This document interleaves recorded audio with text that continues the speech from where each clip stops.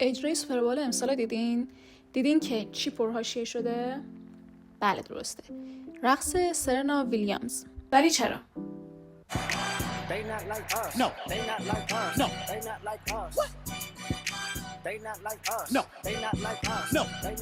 سلام، من عاطفه‌ام و امروز میخوام درباره استراتژی تبلیغاتی هوشمندانه سوپربال باهاتون صحبت کنم. خب اول میخوام یه سری اطلاعات بدم که کانسپتش دستتون بیاد. یکی این که احتمالاً سرنا ویلیامز رو میشناسید، یه تنیسور خیلی معروف که کلاً تو زندگی حرفه‌ایش هم پرحاشیه بوده و اصلاً دیگه الان به یه برند تبدیل شده.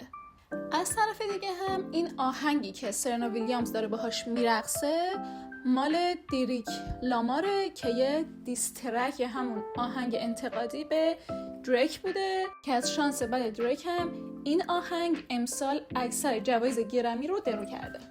ولی قضیه از اونجایی پرحاشیه میشه که سرنا ویلیامز دوست دختر سابق دریک بوده و خب داره تو آهنگ انتقادی به دوست پسر سابقش میرقصه.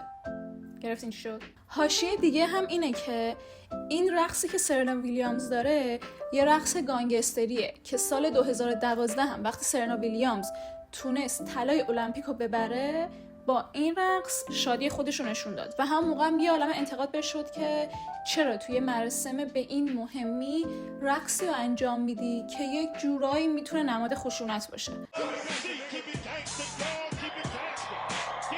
حالا همه اینا رو گفتیم که به اینجا برسیم که چرا باید همچین اجرایی تو سوپربال وجود داشته باشه که تابلویی که میتونه خیلی وایرال و پرحاشیه بشه. میشه گفت این استراتژی تبلیغاتی سوپرباله که بهش شوک رسانه‌ای هم میگن.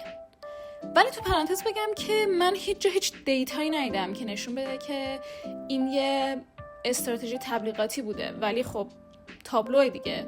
ولی چرا میگم تابلوه؟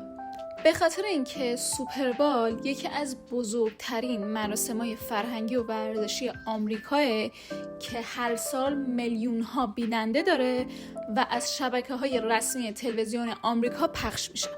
اما تو سالهای اخیر با تغییر سبک مصرف رسانه‌ای مردم و روی آوردنشون به استریما، یکی از نگرانی‌های برگزار کننده‌های سوپربال اینه که بتونن همچنان جایگاه خودشونو تو صدر جدول نگه دارن. یه زبون دیگه بخوام بگم، با رقابتی که بین استریما و تلویزیون به وجود اومده، یه جورایی سوپربال نگران اینه که جایگاهش رو بین مردم از دست بده و خب یه راه حل هوشمندانه که یه حاشیه‌هایی تو مراسم اتفاق بیفته.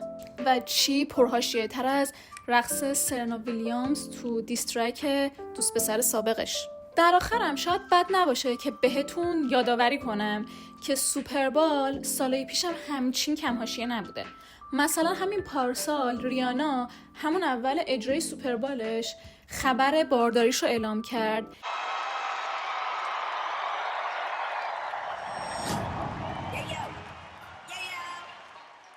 یا اصلا سال 2004 که اون رسوایی سوپربال تو تلویزیون با حضور جنت جکسون و جاستین تیمبرلیک به وجود اومد که حتی باعث شد یه رسانه‌ای مثل یوتیوب هم به وجود بیاد. حالا نظر شما چیه؟ به نظر شما هم این یه استراتژی تبلیغاتی هوشمندانه برگزار کننده های سوپربال بوده که بتونن توجه ها رو دوباره به سمت خودشون برگردونن؟ تو کامنت بهمون بگین.